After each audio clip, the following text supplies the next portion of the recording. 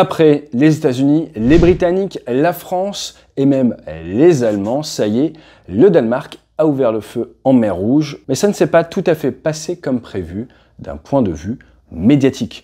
Une fuite d'informations a eu lieu, a été révélée par la presse danoise. De nombreux systèmes ont mal fonctionné sur cette frégate lancée en 2011 et, hasard ou pas, la frégate a quitté la zone de combat et est sur le retour. Ce que je vous propose dans cette vidéo, c'est d'analyser un petit peu l'engagement pour la première fois de l'E2SM, le RIM 162, une version améliorée du Sparrow. Et vous allez voir que d'un point de vue effet militaire, il nous montre l'impact et c'est riche en leçons. Et ensuite, essayer d'un peu mieux comprendre ce qu'est cette frégate et quels sont ses soucis dont le retour d'expérience va être absolument vital pour les armées européennes qui sont en train de comprendre que le combat proven se fait dans la douleur. Mais juste avant, un petit mot de notre partenaire qui n'est autre que nous. Et aujourd'hui, nous allons vous parler de notre prochaine expérience, le stage à Fuerteventura qui aura lieu fin janvier de l'année prochaine. Étape finale recherchée, dépassement de soi, leadership, followership. Avec une multitude de mises en situation, nous allons mixer challenge physique, challenge théorique, challenge pratique, avec la participation de toute l'équipe débrief et bien sûr de Pat que vous allez apprendre à aimer. Rendez-vous sur le site web pour en savoir plus. Il y a très peu de classes disponibles.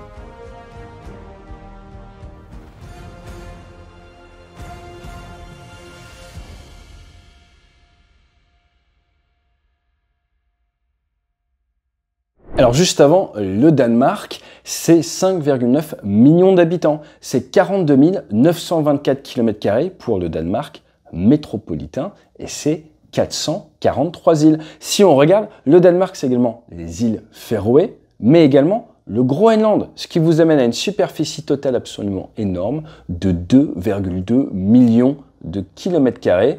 Pour moins de 6 millions d'habitants, c'est pas très densément peuplé, mais si vous avez déjà survolé le Groenland, vous savez pourquoi. Ils sont membres fondateurs de l'OTAN et dans l'Union européenne depuis 1973, mais si vous y passez, vous verrez qu'ils ne sont pas dans la zone euro. Les forces de défense du Danemark, elles ont fait parler d'elles lors de la première guerre du Schønning entre 1848 et 1850, mais en 1940, ils ont été occupés par l'armée allemande en l'espace de 2 heures. Pour ce qui est de la marine royale, c'est 3600 hommes et femmes, on est à 1/15 de la marine française, principalement des patrouilleurs côtiers, mais également 12 navires de plus de 1500 tonnes. Leur petit acronyme devant les navires, c'est KMD, Kongelige Danske Marine, et ils ont été créés en 1510 et ont connu leur heure de gloire, un petit peu comme la marine française à Toulon, le 29 août 1943 avec l'opération Safari, lorsqu'ils se sont sabordés pour éviter que les Allemands ne récupèrent tous leurs navires. Sur 52 navires, 32 ont été sabordés, 6 se sont enfuis et 14 ont été récupérés par les Allemands. À l'heure actuelle, le navire qui était en mer Rouge, c'est le Iver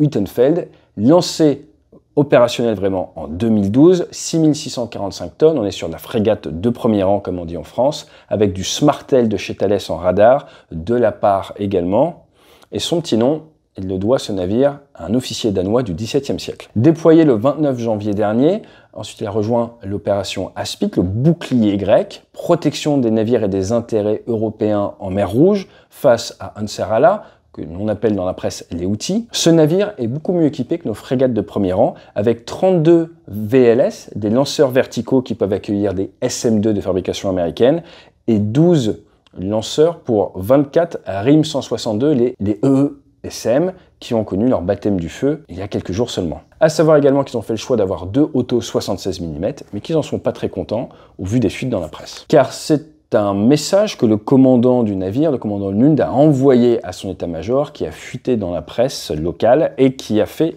grand bruit. Pourquoi? Car on y apprend qu'ils ont eu des soucis avec leur radar, avec leur Siflex, leur système de gestion des commandes de tir au central opération, et que leurs E2SM n'ont pas pu être utilisés pendant un minima 30 minutes pendant le déploiement à cause d'un problème qui est un problème connu, qui avait été jugé non urgent et qui donc n'avait pas été adressé. Les consignes de l'amirauté ont été d'utiliser le SAB Ceros, qui est un système de tracking optronique, c'est d'ailleurs probable que ce soit ça que l'on voit au niveau des images, pour désigner et ouvrir le feu plutôt que les super radars, très chers et très puissants, qui apparemment ne permettait pas d'assurer 100% de désignation à l'E2SM. On apprend également que le canon de 76 mm, dont certains obus ont plus de 30 ans, ne fonctionnait pas aussi bien que prévu, car au moment du tir, certains obus explosaient très proche du navire, ne leur permettant pas de faire leur mission.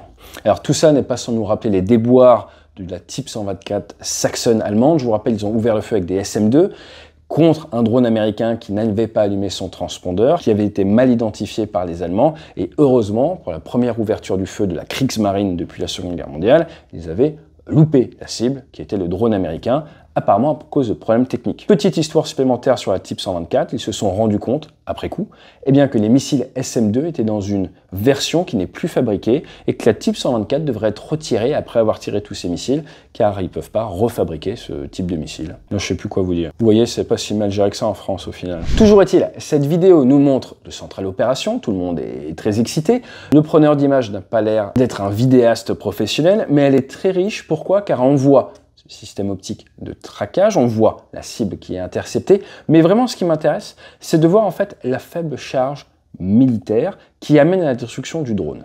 Pourquoi? Quand un missile se rapproche, vous avez soit des missiles qui impactent directement l'adversaire, soit des missiles qui se rapprochent, qui ont une FP, une fusée de proximité, qui vient détecter, grâce à différents systèmes, la présence de la cible, et vient détonner et envoyer la charge militaire afin de rendre inefficace l'adversaire.